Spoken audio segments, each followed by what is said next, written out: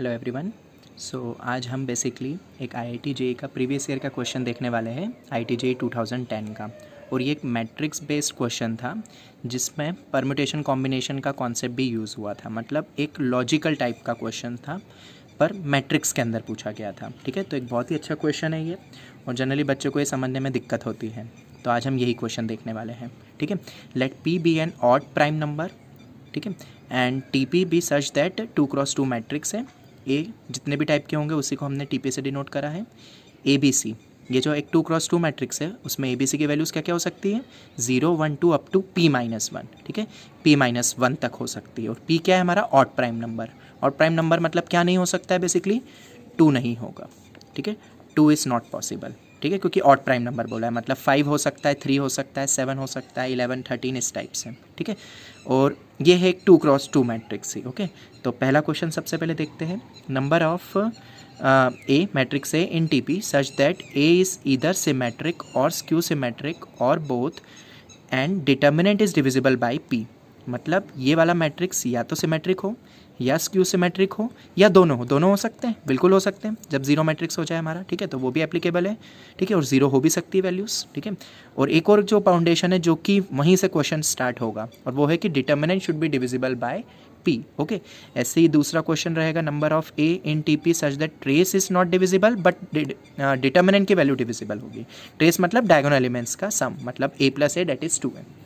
और थर्ड रहेगा, in general अगर डिटर्मिनेंट P से डिविजिबल नहीं हो प्राइम नंबर और प्राइम नंबर से, तो ऐसे कितने टाइप के पॉसिबल है मैट्रिक्स। ठीक है, अब इस टाइप का क्वेश्चन है ये, तो हम सबसे पहले तो ये वाला देखेंगे। वन मोर थिंग, अगर अभी तक तुमने ये अटैम्प्ट नहीं करा है तो ये क्वेश्चन को पहले अटैम्प्ट कर लेना। ठीक है, उसके बाद ही इसका सॉल्यूशन देखना और आगे का वीडियो देखना। ठीक है, और जब नहीं बने तो हेल्प लेना। ठीक है, वरना एक अटैम्प्ट तो ज़रूर लगाना। ठीक है, तो शुरू करते हैं हम इसको समझना। पहला पार्ट उठाते हैं जिसमें बोला है कि मैट्रिक्स या तो सिमेट्रिक हो या स्क्यू सिमेट्रिक हो या दोनों हो, but along with that matrix का जो डिटर्मिनेंट अगर हम लेते हैं तो वो डिविजिबल होना चाहिए प्राइम नंबर P से, जो कि एक ऑड है। ठीक है, तो फॉर सिमेट्रिक मैट्रिक्स हमें पता है। ठीक है, जो ऊपर एलिमेंट रहेगा वही नीचे रहेगा डायगोनल के करस्पॉन्डिंगली। सेम अगर हम इमेज ले तो सेम आना चाहिए, मतलब B = C होना चाहिए। ठीक है, ए तो कुछ भी हो सकता है, तो बेसिकली ये आ गया हमारे पास। मैंने B = C मान लिया, तो इसलिए C की वैल्यू को भी B रख दिया। अब इसकी डिटर्मिनेंट की वैल्यू कितनी होगी, बेसिकली A² - B²। अब मेन पॉइंट क्या है हमारे पास कि A² - B² के डिटर्मिनेंट की value should be divisible by P। और अगर हमें इसको डिविजिबल करना है P से, मतलब A + B × A - B का product should be divisible by P, मतलब इन दोनों का product should be divisible by P। अब एक और पॉइंट है, ऐसा नहीं हो सकता है कि P का कुछ हिस्सा इससे डिविजिबल हो जाए, कुछ इससे हो जाए। क्यों? P एक प्राइम नंबर है, उसके कोई फैक्टर्स बन नहीं सकते एक्सेप्ट 1 × करके। ठीक है, 1 और P खुद ही होता है प्राइम, वही फैक्टर होते हैं। ठीक है, मतलब अगर इसको डिविजिबल होना है इन दो के प्रोडक्ट को, मतलब या तो A + B डिविजिबल हो जाए, मतलब A + B = K times P, या A - B डिविजिबल हो जाए। ठीक है, या दोनों डिविजिबल हो जाए। दोनों कब होंगे? ऑब्वियसली जब दोनों ज़ीरो हो जाएंगे उस टाइप से, या दोनों P अगर हो सकते हैं तो उस टाइप से। ठीक है, एक साथ। तो ज़रा देखते हैं, फर्स्ट केस लेते हैं। अगर A + B कुछ P का मल्टीपल बन जाए तो डिविजिबल हो जाएगा। तो K क्या क्या हो सकता है बेसिकली? ठीक है, तो K या तो 0 हो सकता है। ठीक है, अगर K 0 हो जाएगा तो 0 मिलेगा, और तुम्हें पता ही है 0 is divisible by any non zero number. हम डिवाइड कर सकते हैं। तो अगर मैंने K को 0 लिया तो A + B 0। A + B 0 कब आ सकता है? A और B की दोनों की वैल्यूज़ कहाँ से कहाँ हैं? 0 से P-1। तो A + नेगेटिव तो हो नहीं सकता है, तो दोनों को 0 होना पड़ेगा एक साथ। तो एक केस बन गया जब A = B = 0 है, बट ये केस हम आगे लेने वाले हैं, इसलिए इसको अलग से काउंट नहीं करेंगे। या तो यहाँ कर लो तो आगे मत करना। ठीक है, ये बहुत इंपॉर्टेंट पॉइंट है। कई बार इनमें क्या होता है, PNC टाइप के प्रॉब्लम्स में हम एक ही केस को एक से ज़्यादा बार ऐड कर लेते हैं, तो आंसर ज़्यादा आ जाएगा। ठीक है, तो इसका ध्यान में रखना है। तो ये केस लिख लो, फिर आखिरी में एक बार सब समराइज़ करके देख लेंगे कि कोई केस एक्सिड तो नहीं हो रहा है। चलो आगे बढ़ते हैं। मान लो अब K की वैल्यू 1 हो गई, मतलब A + B = P हो गया। ठीक है, क्या A + B = P आ सकता है? हाँ, आ सकता है। 0 से P-1 है। ठीक है, तो अगर मैंने A को 0 रख लिया, ठीक है, अगर मैंने A को 0 रख लिया तो B मेरा P नहीं हो सकता है, क्योंकि P-1 तक ही जा रहा है। तो अगर मैंने A को 0 रखा तो B मेरा P लेना पड़ेगा, पर P है नहीं, तो वो केस तो आएगा नहीं। तो अब हम क्या केस ले सकते हैं? K = 1 के लिए बात कर रहा हूँ मैं। जब उन दोनों का सम P हो जाए तो डिविजिबल हो जाएगा। तो अगर A को 1 लिया तो B को P-1 लूँगा, फिक्स हो जाएगा B। तो A जो भी लोगे उसके करस्पॉन्डिंगली एक B की वैल्यू फिक्स हो जाएगी। मतलब A की पॉसिबिलिटी कितनी है? P-1। तो उसके करस्पॉन्डिंगली एक एक बी की आएगी, मतलब टोटल कितने कॉम्बिनेशन बन सकते हैं ए और बी की वैल्यू से जिससे कि मुझे पी मिलेगा, वो टोटल है पी माइनस वन, वन से लेके पी माइनस वन। या बी की वैल्यू को रेंडमली चेंज करो तो ए फिक्स हो जाएगा उसके करस्पॉन्डिंगली, ठीक है। अब क्या मैं 2p ले सकता हूँ क्या? 2p नहीं ले सकता मैं, क्यों? क्योंकि a प्लस बी दोनों का मैक्सिमम सम कितना हो सकता है, p minus one plus P minus one, मतलब कितना हो गया 2p माइनस टू। अब 2p minus two obviously 2p से जा नहीं सकता है, इसलिए हमने k इक्वल टू 2 ले लिया, ठीक है। अब हम आते हैं a माइनस बी के पास, ये भी तो डिविजिबल हो सकता है। तो अगर मैंने k को 0 ले लिया, अगर मैंने k को 0 ले लिया तो मतलब a इक्वल टू b होगा, फर्स्ट केस। अब a इक्वल टू b मतलब क्या क्या हो सकता है, दोनों की वैल्यू सेम रहेगी, या तो a 0 तो b भी 0, a 1 तो b भी 1, a 2 तो b भी 2, इस टाइप से। टोटल केस कितने आएंगे, p आएंगे, क्योंकि दोनों जीरो से दोनों p minus one, total p। अब तुम देख सकते हो दोनों जीरो जो हमने यहाँ केस अलग से लिखा था तो वो मैंने यहाँ काउंट कर लिया है, बस ये गलती होती है। और ऑप्शन में जनरली p प्लस वन दे देंगे तो गलत हो जाता है इस केस में, उसके करस्पॉन्डिंगली आंसर, ठीक है। तो यहाँ p माइनस वन, यहाँ p, तो टोटल कितने हो गए बेसिकली हमारे पास 2p माइनस वन अभी तक फिलहाल, ठीक है। अब k की वैल्यू को मैं 1 ले सकता हूँ क्या, a minus B equal to p possible है? पॉसिबल ही नहीं है, तुम देख सकते हो। a माइनस बी को p करना पड़ेगा तो ऑब्वियसली p मैक्सिमम मेरा p माइनस वन होगा, तो b को मैं माइनस वन तो ले नहीं सकता p को बनाने के लिए, तो और कोई k की पॉसिबल वैल्यू नहीं है। तो ये शायद क्लियर हो गया होगा, अगर पॉसिबिलिटी बनती तो हम वो भी गिन लेते हैं, बिल्कुल स्टेप बाय स्टेप चलना है, ठीक है। अब चलो, अब हम स्क्यू सिमेट्रिक आते हैं, क्योंकि हमें ये भी बोला था सिमेट्रिक के साथ साथ स्क्यू सिमेट्रिक भी हो सकता है। तो अगर स्क्यू सिमेट्रिक होगा तो क्या हो जाता है उसमें, बेसिकली डायगोनल एलिमेंट्स तो जीरो हो जाएंगे, और अगर ये b है तो ये माइनस बी होना चाहिए था। तो b is equal to c मेरा क्या होना चाहिए बेसिकली, माइनस बी। तो b equals to minus B मतलब 2b, और a मेरा जीरो है तो बेसिकली वो b इक्वल टू जीरो ही पॉसिबल हो पाएगा। तो मतलब इस टाइप का केस बन जाएगा, क्योंकि मेरे पास नेगेटिव तो एलिमेंट्स हो नहीं सकते हैं। तो एक ही केस है जब b और c दोनों जीरो हो जाएंगे, और a को तो जीरो लेना ही है, मतलब जीरो मैट्रिक्स। जीरो मैट्रिक्स मतलब एलिमेंट्स को जीरो लिया है, जो हमने यहाँ ले लिया था a equal to B equal to zero करके, ठीक है। तो वो केस तो हमने देख ही चुका था, और b इक्वल टू सी था ही सही, तो तीनों जीरो हो जाएंगे, मतलब जीरो मैट्रिक्स बन रहा है जो हमने सिमेट्रिक मैट्रिक्स में ले चुका है। तो वही एक ऐसा केस है जो सिमेट्रिक स्क्यू सिमेट्रिक भी दोनों के कारण हो रहा है। तो ये अलग से और कोई काउंट करना नहीं है, लिखा भी है देखो, already included in this case, ठीक है, ये हमने पहले देख चुका है। तो टोटल कितने हो जाएंगे cases, p plus p minus one, total हो गए 2p माइनस वन, ठीक है। ये पहला था, ये फिर भी थोड़ा सा डुएबल था, मतलब क्वेश्चन ये हो सकता था। इसके बाद वाले थोड़े से टिपिकल थे, और जनरली सेकंड, क्योंकि अगर सेकंड क्रैक हो जाएगा तो 3 बहुत ईजिली क्रैक हो जाएगा, क्योंकि जस्ट निगेशन पूछा है, ठीक है। बस यहाँ पे केस एक और दे दिया था कि trace is not divisible by p, तो अगर 2 समझ में आ गया तो 3 बहुत ईजिली आ जाएगा। और इस पूरे कॉम्प्रिहेंशन में जो 2010 में आया था उसमें ये सेकंड ही थोड़ा सा टफ था, और हम बोल सकते हैं कुछ मतलब ओलंपियाड टाइप का जो होता है ना, PRM और RMO, उस टाइप का एक क्वेश्चन था बेसिकली, और ये नंबर सिस्टम पे था, ठीक है। तो लेट सपोज अगर हम ये क्वेश्चन देखते हैं, number of a in TP such that trace of a is not divisible by p, ठीक है। तो ये अगर मेरा मैट्रिक्स है तो इसका ट्रेस क्या होगा बेसिकली, a प्लस a मतलब कितना हो गया 2a, तो 2a should not be divisible by p, ये बोला है, but determinant should be divisible by p। तो 2a कब डिविजिबल हो सकता है ये सोचो, p एक ऑड प्राइम है याद रखना, तो ऑब्वियसली a को खुद को होना पड़ेगा p, या 0 होना पड़ेगा, a p तक तो जा नहीं सकता है, p माइनस वन ही तक ही जाएगा, ठीक है। तो ऑब्वियसली a की वैल्यू 0 पॉसिबल होगी यहाँ पे, और अगर a 0 होगा तो वो डिविजिबल हो जाएगा ट्रेस हमारा। और क्वेश्चन में बोला है कि trace is not divisible by p, इसका मतलब है a कभी भी हमारा 0 नहीं हो सकता है, ठीक है। मतलब a is not equal to 0, उस कंडीशन में इसकी वैल्यू जो डिटर्मिनेंट की वैल्यू होगी वो डिविजिबल होना चाहिए p से, ठीक है। तो अब देखो कैसे करेंगे, a स्क्वायर माइनस bc ये मेरा डिटर्मिनेंट हो गया, it should be multiple of p, मतलब k की वैल्यू हमारी 0 1 2 जो भी पॉसिबल हो सकती है वो देखेंगे अपन, ठीक है। And a is not equal to 0, ठीक है। अब यहाँ हम k की वैल्यू रख के और अलग अलग केस से नहीं देखेंगे इसको, देखो अब एनालिटिकल थिंकिंग वे में देखेंगे हम, ओलंपियाड टाइप का जैसा मैंने बोला था ना, उसमें थिंकिंग देखते हैं अपन बेसिक नंबर सिस्टम के थ्रू, ठीक है। तो सबसे पहले तो हम देख लेते हैं a की पॉसिबल वैल्यूज़ क्या क्या है। तो a की वैल्यू 0 तो हो नहीं सकती है, क्योंकि अगर a 0 हो जाएगा तो ट्रेस 0 हो जाएगा, ठीक है, जो पॉसिबल नहीं है, क्वेश्चन में बोल दिया है।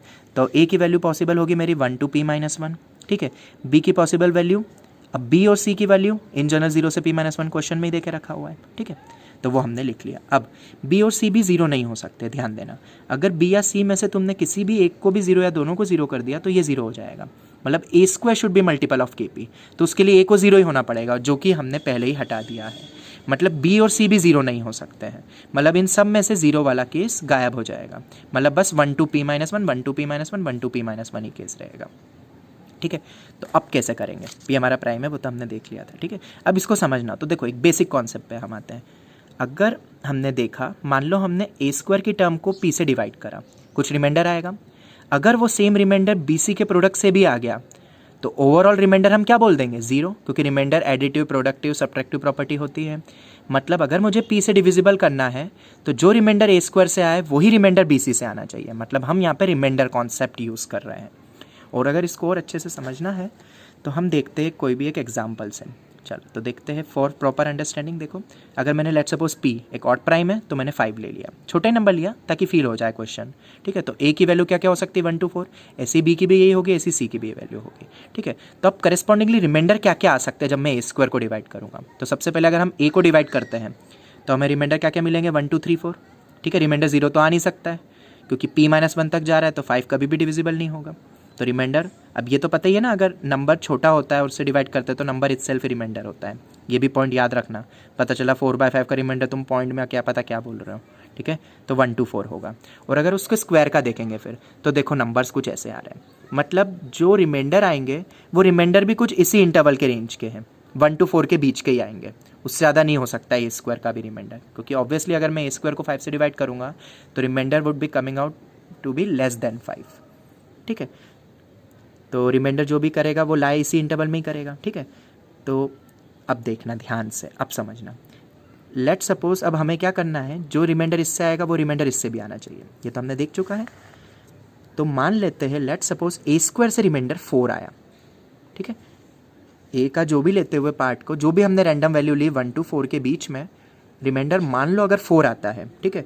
अब मान लो रिमाइंडर अगर ए स्क्वायर से 4 आता है तो हमें एक पॉइंट तो पता है कि बी सी के प्रोडक्ट से भी क्या आना चाहिए, रिमाइंडर 4 आना चाहिए।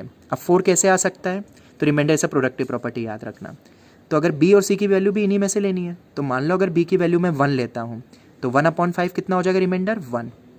तो सी से रिमाइंडर क्या आना चाहिए, फिर 4 आना चाहिए, तभी तो 4 बनेगा। तो ओवरऑल वो डिविजिबल हो जाएगा। तो अगर बी की वैल्यू को मैंने 1 लिया तो सी फिक्स हो जाएगा 4। अगर बी 2 हुआ तो सी को भी 2 होना पड़ेगा, क्योंकि इससे भी रिमाइंडर 2/5, उससे भी रिमाइंडर 2, ओवरऑल रिमाइंडर 4 हो जाएगा। और हम 4 ही तो चाह रहे थे क्योंकि ए स्क्वायर का रिमाइंडर 4 है, तभी तो वो कैंसिल हो जाएगा, सब्ट्रैक्ट होकर रिमाइंडर 0 हो जाएगा। ऐसे बी की अगर मैंने रिमाइंडर वैल्यू 3 ली, मतलब बी अगर 3 लिया तो रिमाइंडर 3 आएगा। तो अगर मुझे इसको करना है 4 ही लाना है रिमाइंडर, 3 से 4 कैसे आ सकता है, तो सी को भी 3 होना पड़ेगा। क्यों, इससे भी रिमाइंडर कितना आएगा, 3 आएगा, ठीक है। मतलब 3/5 से भी रिमाइंडर 3 आया, सी से भी 3/5 से भी रिमाइंडर 3 आया।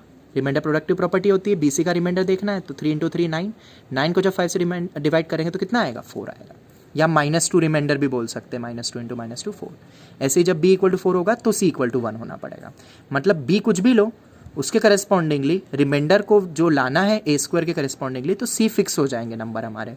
या अगर c को तुम 1 2 3 4 में लोगे, तुम देख रहे हो नंबर भी सब आ गए, जितने ऑप्शंस थे 1 to 4 वाले हमारे पास, 1 to 4 वाले, तो जब b को लिए तो करस्पॉन्डिंगली c की भी वैल्यू वैसी ही आ रही है।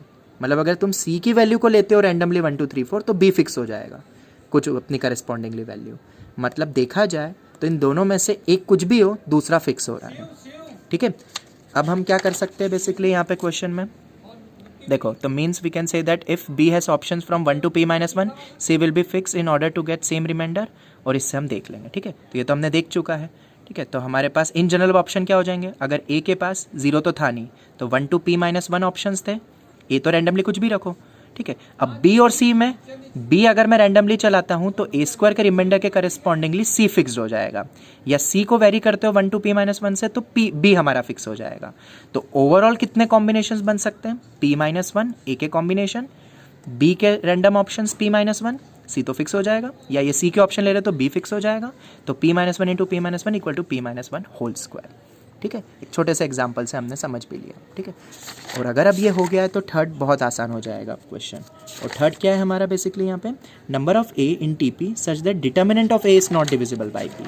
मतलब determinant of A should not be divisible by P, ठीक है। तो अब क्या है यहाँ पे, तो हमने पहला वाला केस तो देख चुका था, जब ट्रेस डिविजिबल नहीं था तो डिविजिबिलिटी ऑफ अ डिटर्मिनेंट क्या होगा पी से। तो अब हम यहाँ क्या करेंगे, instead of non divisibility of P we में find divisibility of P, okay. क्योंकि उसका एक केस हमने देख चुका है, जब trace of P is not equal to 0, मतलब वही नॉट डिविजिबल बाई पी, क्योंकि वही जीरो वाला ही केस बन रहा था वहाँ पे, ठीक है। और when trace of P is equal to zero, ठीक है, मतलब इस टाइप से हम दो देख लेंगे, दोनों को ऐड कर देंगे तो ओवरऑल केस मिल जाएंगे जब वो डिविजिबल बाय पी होगा हर बार डिटर्मिनेंट, तो टोटल से सब्ट्रैक्ट कर देंगे, ठीक है। ये हमने देख चुका है p minus one whole square. अब अगर जब ट्रेस p डिविजिबल होगा मतलब ऑब्वियसली ट्रेस जीरो आना चाहिए, मतलब a जीरो आना चाहिए, और अगर a जीरो आना चाहिए मतलब डिटर्मिनेंट की वैल्यू कितनी हो जाएगी, a square minus B C, a zero मतलब माइनस बी सी, मतलब minus B C should be divisible by p, ये वाले केस में जब डिटर्मिनेंट को हमें डिविजिबल करना है। तो मुझे बताओ BC को डिविजिबल अगर करना है मुझे P से, तो दोनों P से तो छोटे ये 0 टू P माइनस वन हमने लिया था, तो केस क्या बनेगा यहाँ पे, ऑब्वियसली अगर मुझे P से डिविजिबल कराना है तो K की जीरो वाली पॉसिबल वैल्यू होगी, और अगर K को जीरो लेना है तो B और C में कोई एटलीस्ट एक जीरो होगा, दोनों जीरो भी हो सकते हैं, कोई एक जीरो होगा तो मुझे मिलेगा। तो B की वैल्यू कितनी हो जाएगी, अब देखो इधर कोई एक भी जीरो हो जाएगा, भले ही C रैंडमली फिर चले पर ओवरऑल वैल्यू तो जीरो हो जाएगी ना, तो डिविजिबल हो जाएगा। तो अगर P की वैल्यू मैंने जीरो रखी तो C कुछ भी हो फिर zero to P minus one, या अगर C की वैल्यू जीरो रखी तो B one to P minus one, क्यों, क्योंकि मैंने B इक्वल टू जीरो, वो केस डबल बार काउंट हो जाएगा, ठीक है। इसलिए टोटल केस कितने बन जाएंगे, अगर B जीरो है तो zero to P minus one मतलब P, अगर C जीरो है तो one to P minus one मतलब P माइनस वन, मतलब टोटल केस कितने हो गए, टोटल मैट्रिक्स जो बन सकती है P plus P minus one, तो टोटल हो गए 2P माइनस वन, क्योंकि उसके करस्पॉन्डिंग लिए वैल्यूज है, और A तो हमारा जीरो फिक्स है तो उतनी मैट्रिक्स बनेगी, मतलब ये कितने हो गए टोटल 2P माइनस वन, ठीक है। अब मैं क्या करूँगा, टोटल वैल्यूज से P minus one whole square को सब्ट्रैक्ट कर दूंगा, 2P माइनस वन को सब्ट्रैक्ट कर दूंगा। अब टोटल कितने पॉसिबल है, obviously total number of matrix possible कितनी होगी, ABC, तीन अलग अलग वैल्यू और हर की value zero to P minus one है, मतलब P ऑप्शन, C के पास भी P ऑप्शन, मतलब P क्यूब, और P क्यूब में से ये दोनों केस को ऐड करने वाले पार्ट को सब्ट्रैक्ट कर दिया तो आंसर ये आ गया P cube minus P square, ठीक है। तो ये पार्ट पूरा डिपेंडेंट था सेकंड पार्ट पे, मतलब जेई बहुत बार ऐसा करती है, अगर दो से ज़्यादा या तीन पूछती है तो हर बार क्या होता है, कभी कभी तो एक दूसरे की हेल्प से हो जाता है, तो कभी कभार ऐसा भी होता है भले ये दो नहीं बनते, ये वाला बन जाता डायरेक्ट, क्योंकि वो उस पर डिपेंडेंट ही नहीं है। या तुम देखो फर्स्ट ईजी था, तो जब ये आया था जेई में क्वेश्चन तो मैक्सिमम बच्चों ने फर्स्ट कर लिया था, पर सेकंड थर्ड नहीं कर पाए थे क्योंकि थोड़ा सा टाइम कंज्यूमिंग था, और that was all based on basically remainder concept, ठीक है। तो ये हमें थोड़ी बहुत बेसिक 9th-10th का नंबर सिस्टम भी आना चाहिए, तभी हम इस टाइप के क्वेश्चंस को कर सकते हैं, ठीक है।